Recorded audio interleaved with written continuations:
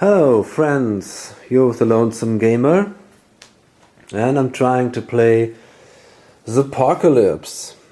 And if you've seen my last video, I already did a playthrough and it was quite terrible. I lost really bad. So yeah, I'm gonna try this a second time now. The first playthrough I tried this family first scenario. Now I'll try the main scenario.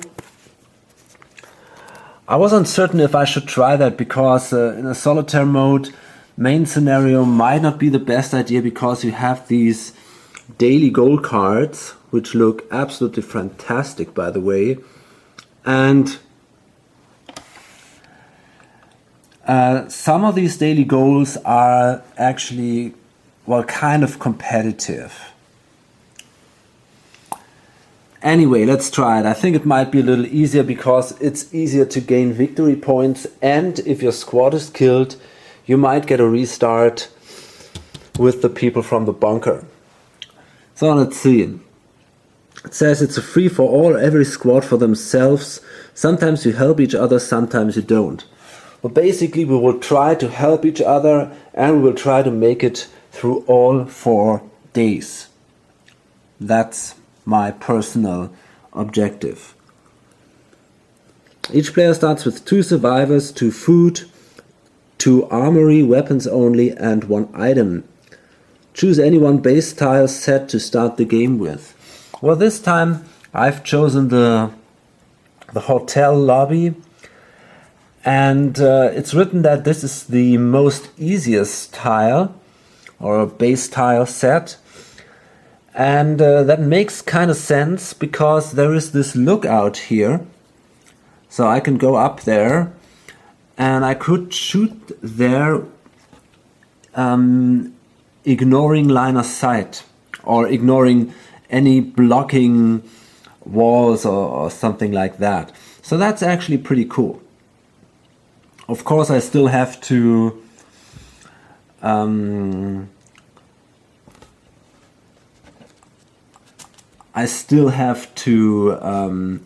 use the rule for the range of the weapons, so I cannot shoot on every space on the board. In addition, zombies from around here, they cannot attack. I guess they can attack if they enter here, if they go upstairs, then it might be possible for them to attack me. But if a zombie is standing here, he cannot attack, so that means I can only be attacked by 1 miniature and not by, I don't know, 8 or so. So that makes it definitely easier. Okay, so let's start the game. There are a few daily goals which are competitive and I will not use them. At least the ones which will definitely not work in a solitaire game. So let's see who's the first player. That's number 2. That's 1. Great. So the blue player is the first one. And now the first thing we will do is we will draw 2 survivors. And that is Miss Kanamar. And that's very good. She's really clever, so that is a good start. Mary Ellen is the glue that holds a family together. She never let a job in HR get in the way of caring for her children or dogs. Her ability to cook for every fundraiser and homeless shelter, her serving skills and her genuine caring have kept this bunker from imploding. As for the rest, well, as valedictorian with an eidetic memory, let's say she's a quick learner. Now it's time for her to show the steel and determination that got her husband the election. She's got a cooking ability with a max of 1 good food, feed 2 survivors. 9 life points, 0 armor, or 0 armor, 3 clever, 3 smart, and 6 speed. So she's a really good survivor, and she's got these 2 firearms skill. That's a good start this time. Let's see who the second survivor is. Well, that is Big Jim Nelson. Big Jim was happy to have a glass of single malt at the end of the long day. He's kept to himself since Nam. He must have been doing something big over there, because he always had a new car on a HVAC technician's salary. Despite his age, he possesses a death grip that no one who shakes his hand can forget. Now that the dead are walking, he's going to have to remember everything he used to know, everything he used the Scotch to forget. He's an engineer, costs 1 less scraps when building fortifications, but never less than 1. So that's also not bad. But it's not very high with his life points, only 6. 1 armor, 1 smart, and 5 speed. And he's got also one weapon skill. So that's definitely good. Then let's draw the food. 2 food cards. That is radioactive food, twice. And that is normal food. And remember, we are allowed to cook with her. So that's definitely a good thing. 1 item. That's the backpack. That is also good. That allows me to carry +4 items. And finally, 2 weapons. Well, that's good. A firearm, Colt 45, double action frontier with a self-cocking Army 6 shot and 45 caliber. The bullets of this gun travel farther and punch gaping holes in the undead. Okay, so as long as we're untrained, it simply kills on a 5 or 6. But it has a range of 6. You can see the range down here on the lower right corner. And the range of 6 is really a lot. And the good thing is that these 2 are good in firearms, so might be a good idea to have that Colt. And the second one is, that's accessory. Another accessory. Okay, that's a chainsaw. It wouldn't be a survival horror game without the trusty chainsaw. Yeah, you bet. So this thing is gas powered. And it's if you're untrained, kill on 5 or 6, and the gas powered well, I don't know, actually, maybe ability, or I don't know how to call this, but this will part of the game. It will be part of the game right from the beginning. So if you roll a click on the blue die, you are out of gas. You can refuel by spending 1 action in the bunker. And this is actually another question I'm asking myself. If this turn is over, or if the night is over and I go back in the bunker, is this an automatic refuel? I guess so. I think I will play it like this. For me that makes sense, actually. So now let's see what the other squad has. First we start again with the survivors. Well, that could be worse. This is Nick Hunter. Once again, we had him before, the hard-nosed trial attorney. So if you have an extra weapon, you may choose 1 survivor to steal from players or bunker. All your survivors must have a weapon. And again, he's got that smart value of 2, which is also pretty good. and 1 firearm and 1 melee value. So that's fine. And the second one is... well, that is Laura Shanks. Always more of a loner than a team player, Laura spent most of her time prepping for the next exam. She was always more at home with nature and wished for the destruction of the human race. She thought it would be a blessing for the planet, the return to its natural state. She doesn't think that way anymore. At night, as she listens to the tormented moans of the unrelenting undead, she vehemently hates irony.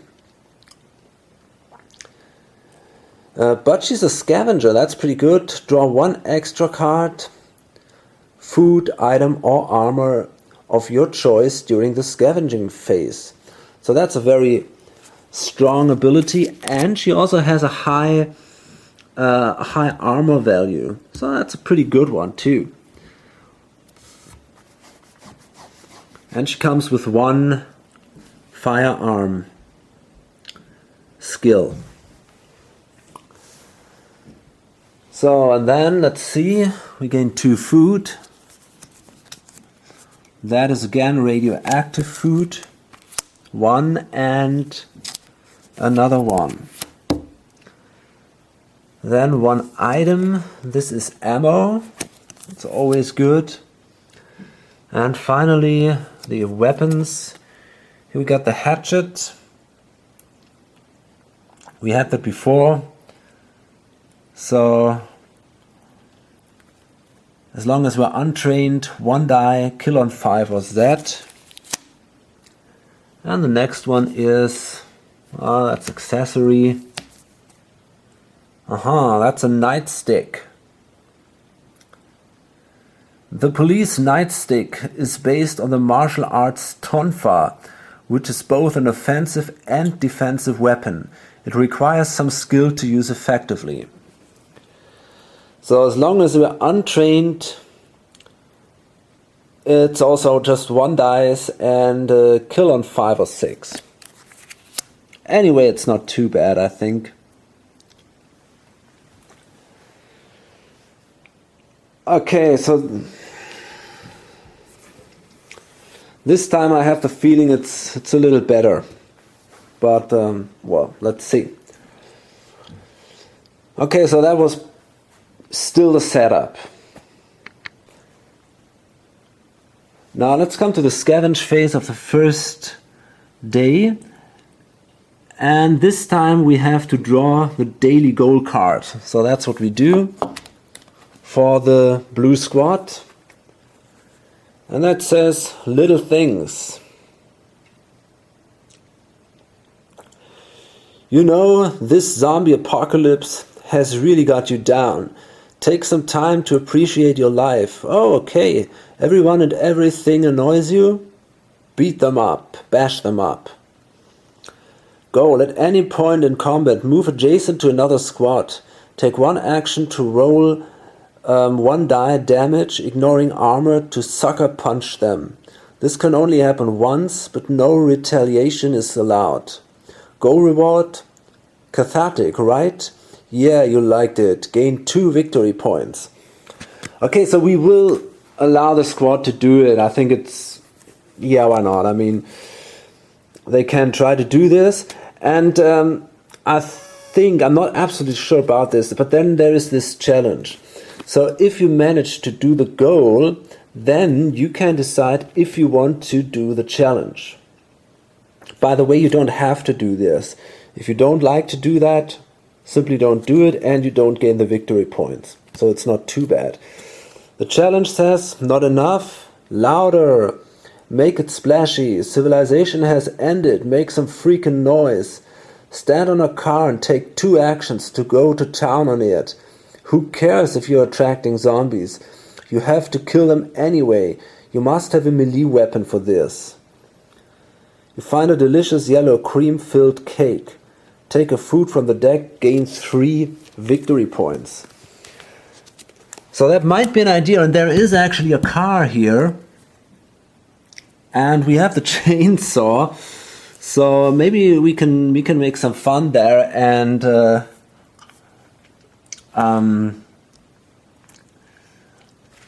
yeah, and destroy the car with the chainsaw. I mean, it's a good thing to do during a zombie apocalypse. Okay, and so then we have to draw a scavenge card. So this is that one here. Let's see now. And that is the public library. You like to read, so you stop by the local library. When you get there, you find someone in a corner of the stacks with tears running down a grime and grief-covered face muttering, "All these books, and I broke my glasses. All I wanted to do was read." You convince the person to come back with you only after promising a read aloud before you go. If you succeed on a smart check, your squad gains 1 skill point in either firearms or melee. So that's definitely a good thing.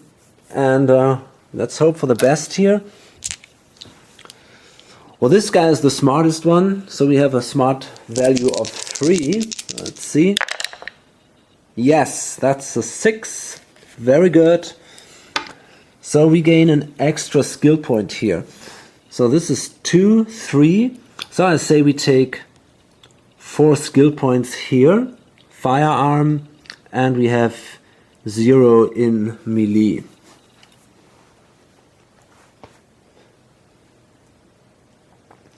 So I think this squad will kind of specialize on firearms, and maybe the others will go for melee, but let's see.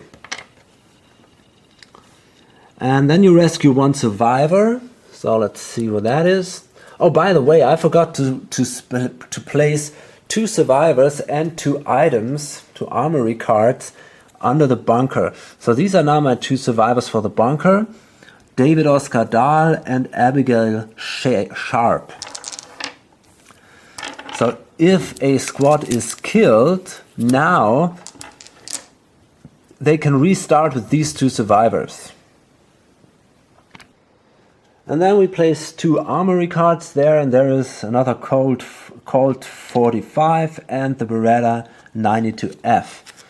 And this goes also inside the bunker. So here we are.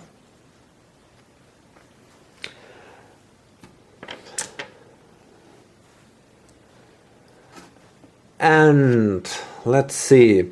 Yeah, now I can rescue a survivor. So this is Senator Kahneman.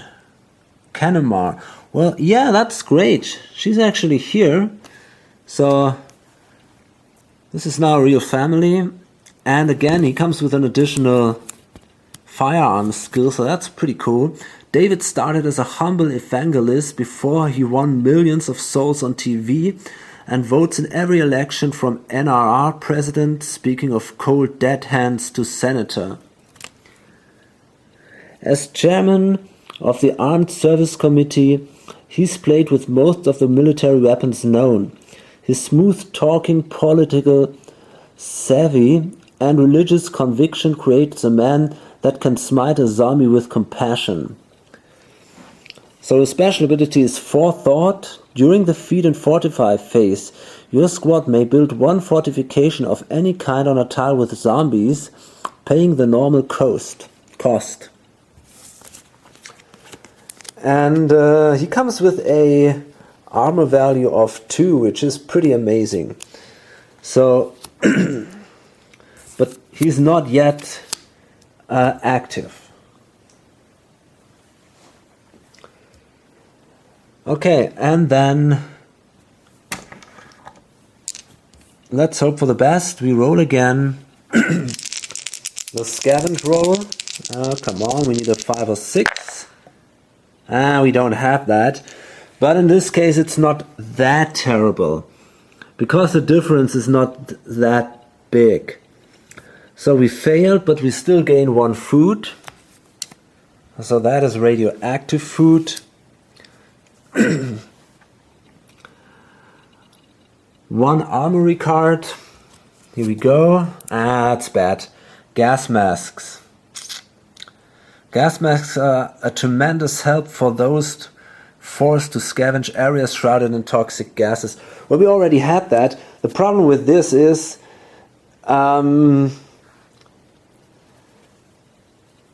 that will be probably 3 survivors, but we only have 2 weapons, so that is kind of bad. But anyway, it's a start, and maybe we can find some more weapons, or maybe we can trade with these guys. We will see about that. And then we have to draw again a new tile. Let's draw from the bottom, so we don't know which will be the next one. Here we go. And we can place that now as close to the bunker entrance as possible to gain some extra victory points. So let me see how I will do this. Well, I could search there for items. It's the comic shop, by the way. And this is quite funny. There's a small zombicide book here on the table. Yeah, there's a window. Not sure. I don't know. I guess I simply place it like that. Doesn't really matter, I think. So, yeah, probably this is good. So that gives me now 1 victory point for placing it as close to the bunker as possible. And then we have to place 4 zombies on that tile. And I place them here. And there. Will I?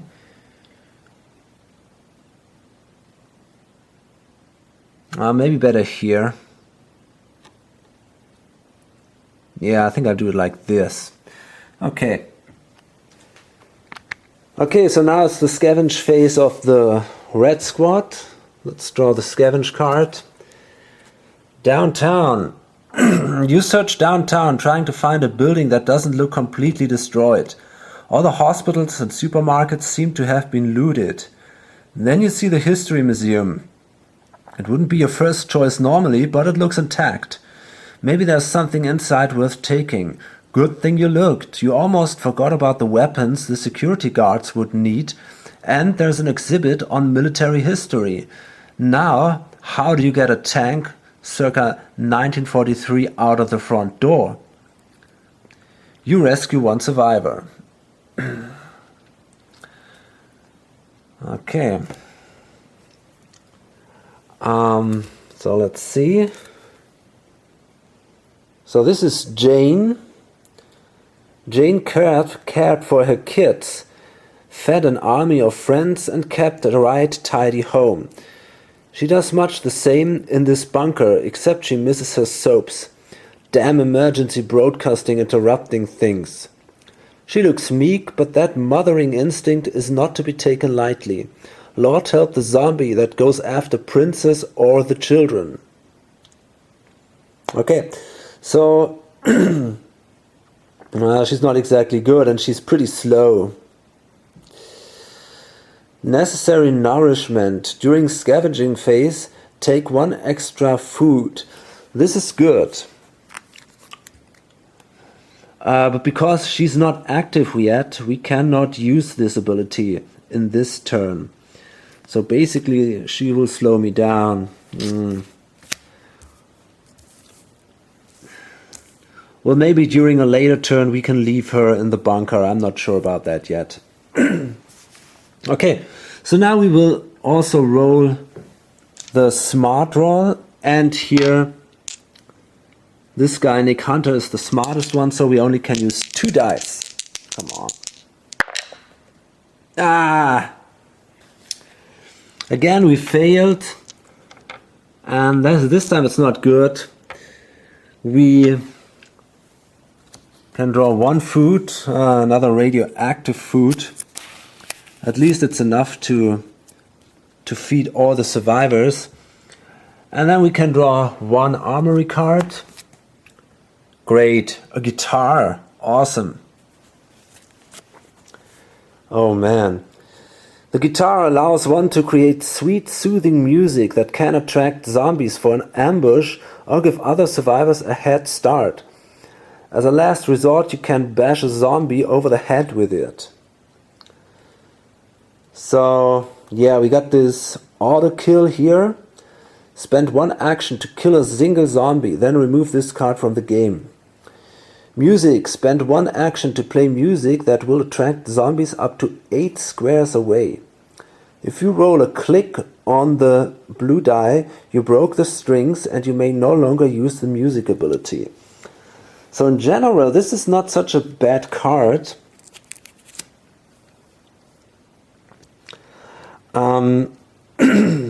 Yeah.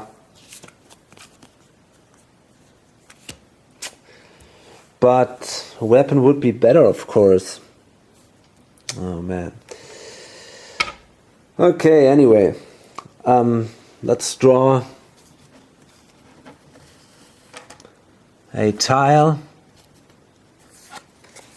And this is another starting base set tile because of the pink glow. So I'll place it here. So that's close to the bunker entrance, so it gives me 1 victory point. Okay. Here we go. And then we have to place 5 zombies there. Okay, and then it's the feed and fortify phase. And we can trade now. We are both inside the bunker over here. So now the squads can trade, which is definitely a good thing. But on the other hand, it's not that interesting here. So I guess what I'll do is I will use the food, the good food, and use a special ability so she can feed with her cooking 2 persons.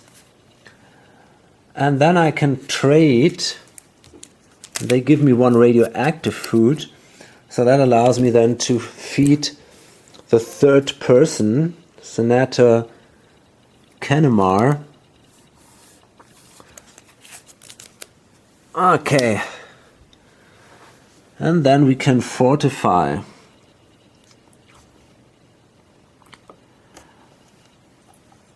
Oh, I forgot to draw a daily goal for these people. That could be interesting.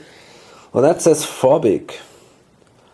1 member of your squad turns into a gibbering coward the second they think of radiation exposure. You would think that the zombies would be more troubling, but, well, guess not. Either choose the goal or the challenge. Goal: walk through 5 radiation worth of damage to see the effects are better than zombie death. Goal reward: the screaming finally stops. While you all feel nauseous, at least you can move around. Gain 5 victory points. Well, that is a lot. This is not bad.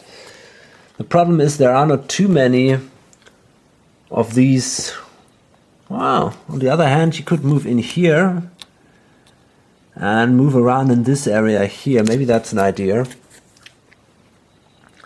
Challenge: you cannot walk through any radiation spaces on the board during this combat phase. What do you know? The crazy one had a point. You may not last long in this world, but with the extra caution you feel healthier. You'll need this for sprinting from doom. You're immune to radiation on the next day's combat round and gain 3 victory points. So this is actually also not bad. And yeah, because there's also a lot of radiation. Damn. But I think I will do the challenge in this case. So I'm not allowed to enter radiation spaces. I have to remember that. This is not so easy, but I have to think about that. Okay. Okay, so now I can fortify, and now I got 3 people. So what I'm going to do is, I will build a trap with 2 people. That's always useful. And I'm going to place that here. So these two zombies will move into that trap. And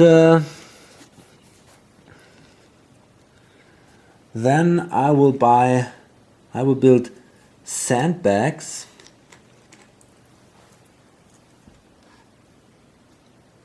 And, well, I guess I place them here. So that might slow them down a little.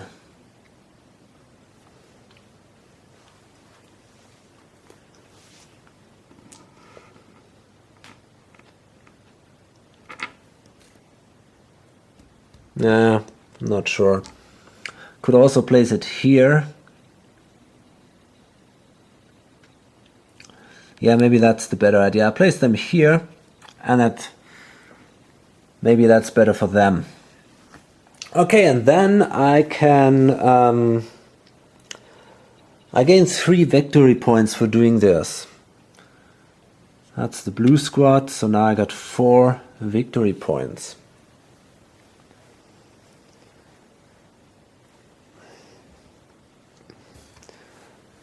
And then I will adjust the squad board. So the skills are fine. Now let's see how many life points we have. This is 15, so it's 22.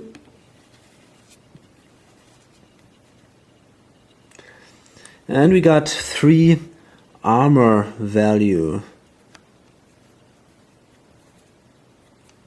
That's not too bad.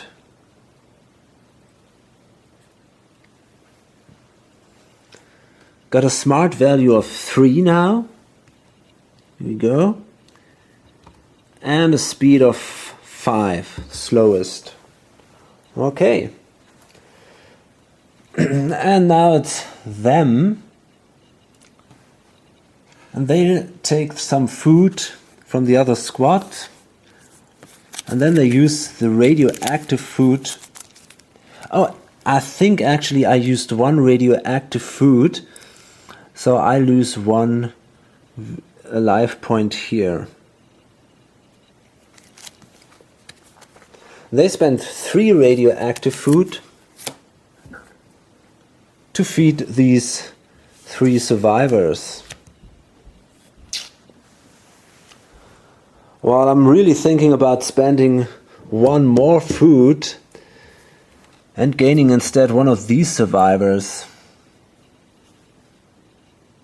On the other hand, well, I think I'll keep her because she's not that bad because of her armor value. 2 is a lot, so let's try it with her, although she's really slow.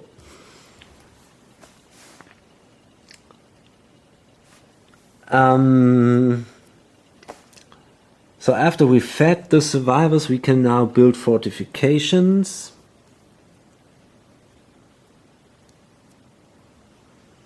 And let me see. Yeah, okay. Well, she could have drawn an extra card, I think, during the scavenging phase. Well, I will do this now. I will do this a little later, and I will draw another armory card. Maybe if I'm lucky, she get a weapon. Yeah, that's awesome. That's another hatchet. That's very good. So now our chances are definitely a little better.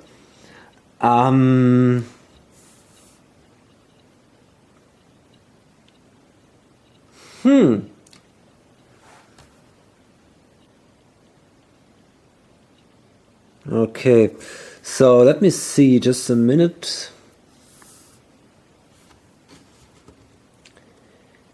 Okay, so let's do some fortifications, and I will also build a trap and 1 sandbag.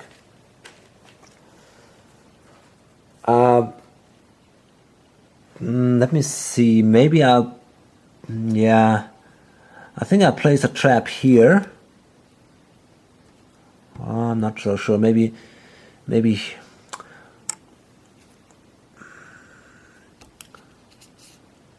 Well, they cannot cross here, I guess. They might walk through here. It seems possible. So I think I will place a trap here. Or maybe even here. I mean, there is no reason not to do that. And in addition, a sandbag, probably here. So that gives me now also 3 victory points. Here we go. And then we adjust the board. And we now have 2 melee skills and 2 firearm skills. And the most clever survivor has a smart value of 2. And the slowest survivor has a smart value of 4. So we have a movement value of 4, a speed value of 4, of course. Okay, and we have how many life points? That's 16, so that's 23 life points. But we have an amazing armor value of 5. That is really strong. So let's see, 23 life points. Armor value of 5. And we have eaten 3 radioactive food. So we're down at 20. Okay. Still, I'm feeling much better, much more confident now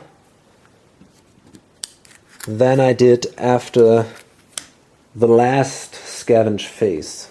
And now we come to the something's happening phase. So let's see.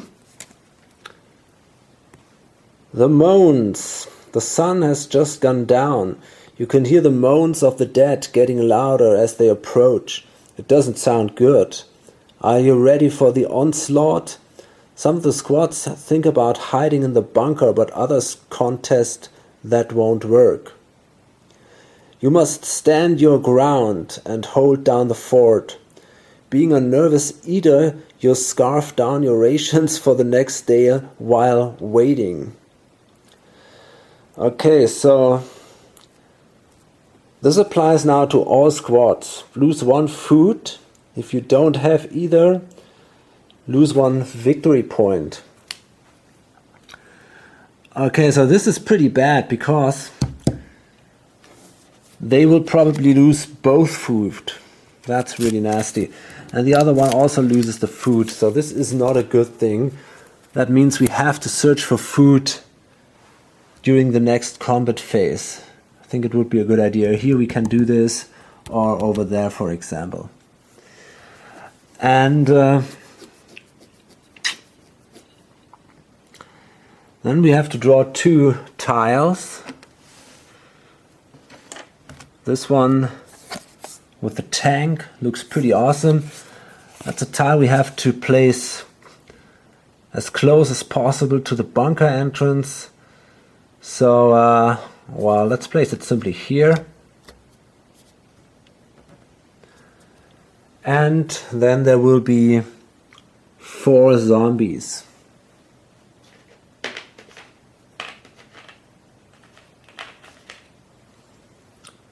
Okay, here they go.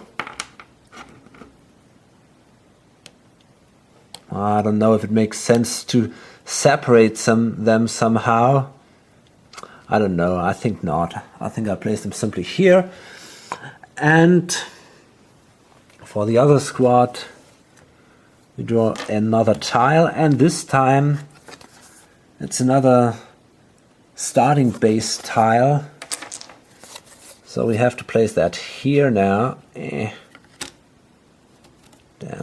Okay. Let's see.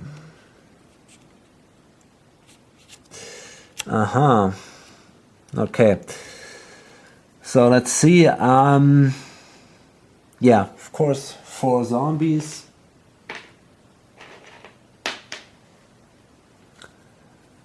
So I'll place one here.